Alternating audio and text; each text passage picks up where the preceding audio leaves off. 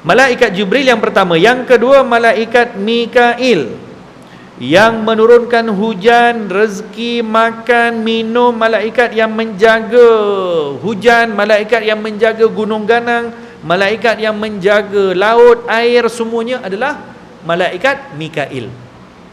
So Mikail ni dia punya kerja untuk uruskan semua urusan-urusan rezeki yang berbentuk daripada angin, daripada makanan, daripada minuman, daripada semuanya. Itu kerja malaikat Mikail. Yang ketiga, Israfil, meniup sangkakala. Israfil alaihi salam akan meniup 2 kali sangkakala. Sangkakala yang pertama akan ditiup dan akan menyebabkan semua makhluk yang berada di atas alam ini akan hancur dan akan binasa. Bila mana ditiup sangkakala yang kedua, maka akan semua makhluk-makhluk tadi bangkit semula daripada kubur, daripada tempat mereka dimatikan, dan akan kembali jasad-jasad mereka semuanya untuk berhimpun di padang mahsyar. Wa nufikha fis suri fasa'iqa man fis samawati wa man fil ard illa man syaa Allah.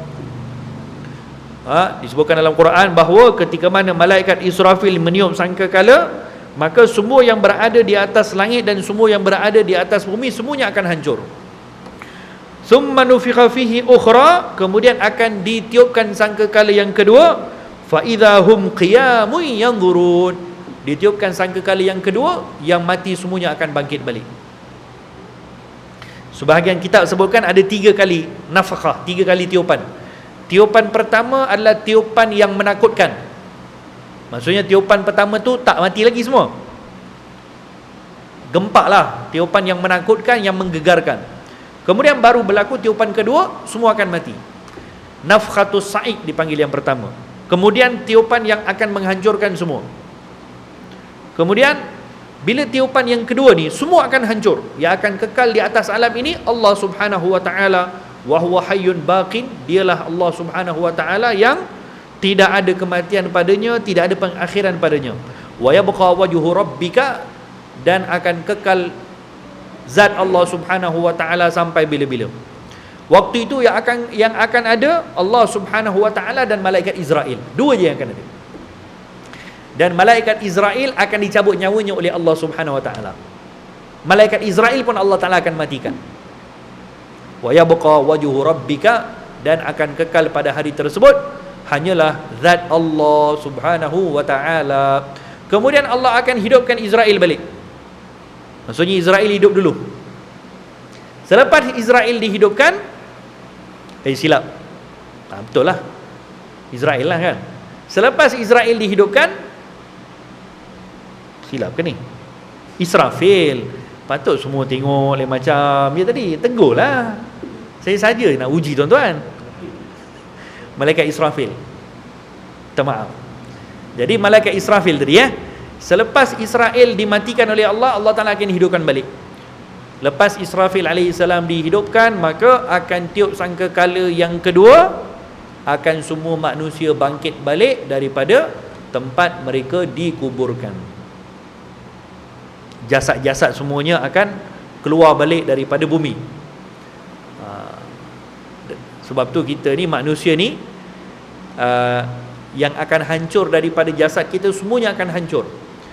Tinggal tulang sulbi saja yang tinggal. Tulang sulbi tu sebesar macam kacang hijau tu. Lebih kurang besar macam tu je tulang sulbi. Itu je yang tak hancur.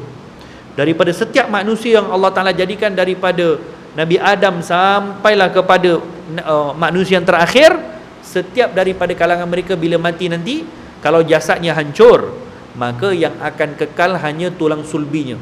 Setiap daripada manusia, tulang sulbinya kekal, takkan hancur. Yang itu takkan hancur, kecil je. Daripada tulang sulbi itu akan bumi yang tadi makan jasad-jasad manusia. Kalaupun katakan manusia tu manusia tu mati di laut, atau dimakan haiwan, atau apa saja pun, maknanya kalau yang menghancurkan jasad tu katakan air laut, yang menghancurkan jasad tu katakan tanah, katakan apa sekalipun, masing-masing akan keluarkan balik jasad yang dihancurkan, semua akan bangkit balik, dan akan berhimpun di padang mahsyar. Kan Allah Ta'ala sebutkan dalam Quran bagaimana Allah Ta'ala akan, dah isyak dah? Belum? Bagaimana Allah Subhanahu Wa Ta'ala akan bangkitkan semula manusia di hari mahsyar nanti, seperti mana disebutkan dalam Al-Quran tentang kisah seorang lelaki yang dimatikan oleh Allah selama 100 tahun. Allah Ta'ala matikan dia selama 100 tahun, kemudian hidupkan balik. Kemudian ditanya kepada dia, berapa lama kau dimatikan? Katanya mungkin 1 atau 2 tahun. Katanya Allah Ta'ala sebutkan bal mi'ata am, 100 tahun kamu dimatikan.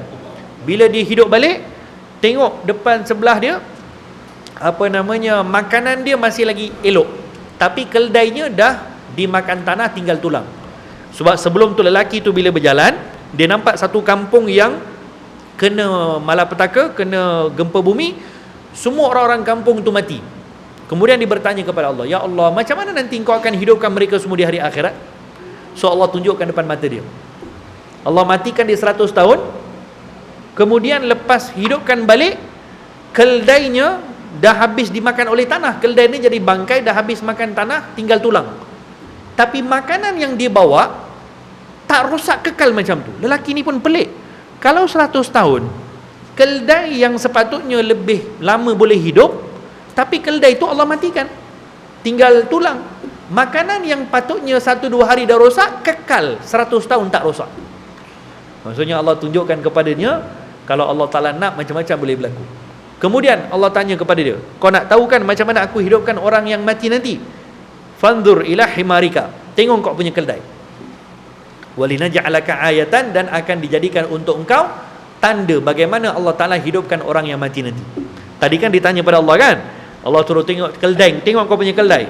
Bila dia tengok dia punya keldai, yang tinggal hanya tulang-tulang. Jadi tulang-tulang tu depan mata dia terus bangun dan membentuk rangka seekor keldai. Ini dah macam cerita orang putih dah ni. Tulang-tulang tadi bangun, membentuk keldai. Kemudian tanah-tanah tadi yang memakan daging-daging, kulit keldai apa semua tu tanah-tanah tadi keluarkan balik daging-daging yang tu, badan jasad keldai tadi yang telah dimakan oleh tanah, semua keluarkan balik.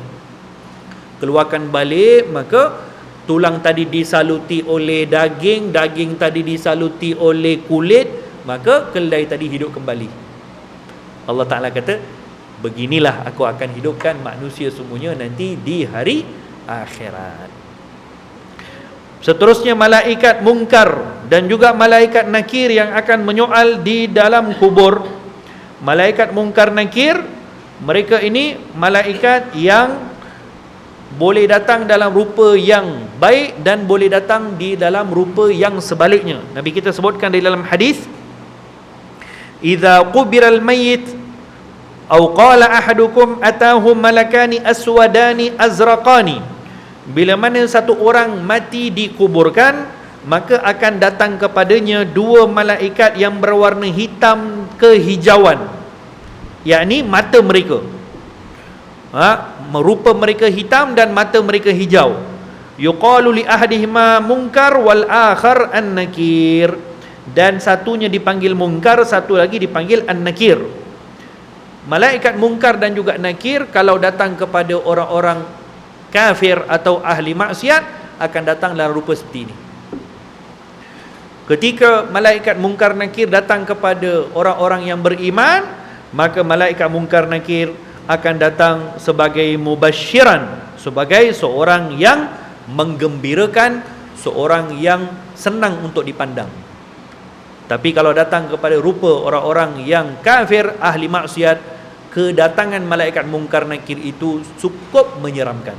Sebab itu Nabi kita sebutkan dalam satu hadis yang lain, ketika mana orang-orang yang setelah satu orang tu dikuburkan, maka setelah ditinggalkan ahli keluarganya, si mayit itu mendengarkan tapak kaki yang sedang tinggalkan dia. Tapak kaki orang yang sedang tinggalkan tu mayat itu dengar. Dan sebaik ditinggalkan akan didatangi kepadanya malaikat mungkar nakir. Macam mana pula kalau orang tu tak ada kubur? Satu orang mati tapi kubur tak ada. Mati tenggelam kat laut ke, mati hancur ke atau apa, So walaupun kubur tak ada, alam barzakh tetap ada. Ya, alam barzakh tetap juga ada. Jadi itu malaikat Munkar dan juga Nakir.